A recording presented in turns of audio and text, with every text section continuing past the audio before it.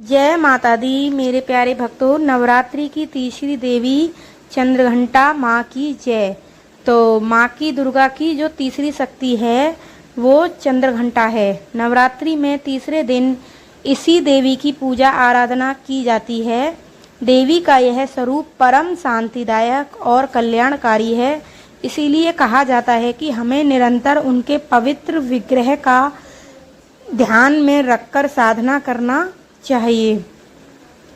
तो जो पूजा के बीज मंत्र हैं वह मैं बताऊंगी। उनका ध्यान हमारे इहलोक और परलोक दोनों के लिए कल्याणकारी और सद्गति देने वाला है। इस देवी के मस्तक पर घंटे के आकार का आधा चंद्र है, इसीलिए इस देवी को चंद्र घंटा कहा गया है। इनके शरीर का रंग सोने के समान बहुत चमकीला है। इस देवी के 10 हाथ हैं।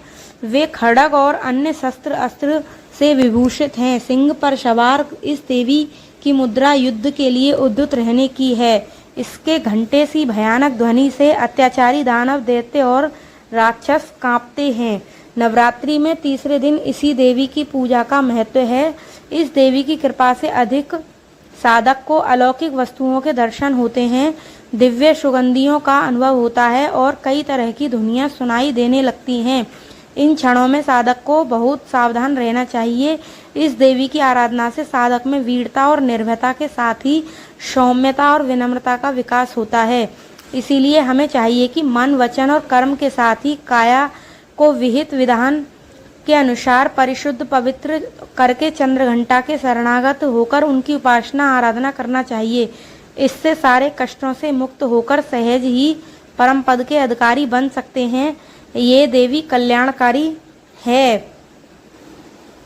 कहा जाता है, पौराणिक कथाओं के मुताबिक माता दुर्गा ने माँ चंद्रघंटा का अवतार तब लिया था जब दैत्यों का आतंक बढ़ने लगा था। उस समय महिषासुर का भयंकर युद्ध देवताओं से चल रहा था। दरअसल महिषासुर देवराज इंद्र के सिंहासन को प्राप्त करना चाहता था। वह स्वर्गलोक पर राज करने की इच्छा पूरी करने के लिए यह युद्ध कर रहा था। धार्मिक मान्यताओं के अनुसार यह भी कहा जाता है कि माँ चंद्रघंटा संसार में न्याय व अनुशासन स्थापित करती हैं। माँ चंद्रघंटा देवी पार्वती का विवाहित रूप है। शिवजी से विवाह करने के बाद माँ ने अपने मस्तक पर अर्ध चंद्र सजाना शुरू कर दिया था। इसीलिए माँ पार्वती को ही माँ चंद्रघंटा के नाम से जाना जाता है। माँ चंद्रघंटा का जो प्रिय रंग, पसंदीदा रंग है वह भूरा है, जो तीसरे दिन इस रंग के कपड़े पहनना शुभ माना जाता है। माँ चंद्रघंटा को खीर बहुत पसंद है। माँ को केसर या साबूदाने की खीर का भोग लगा सकते हैं। पंचामृत का मिश्रण 5 गुणों का प्रतीक है। दूध, दही, घी, शहद और गंगाजल का मिश्रण होता है, तो वो चंद्रघंटा माँ को अत्यंत प्रिय है।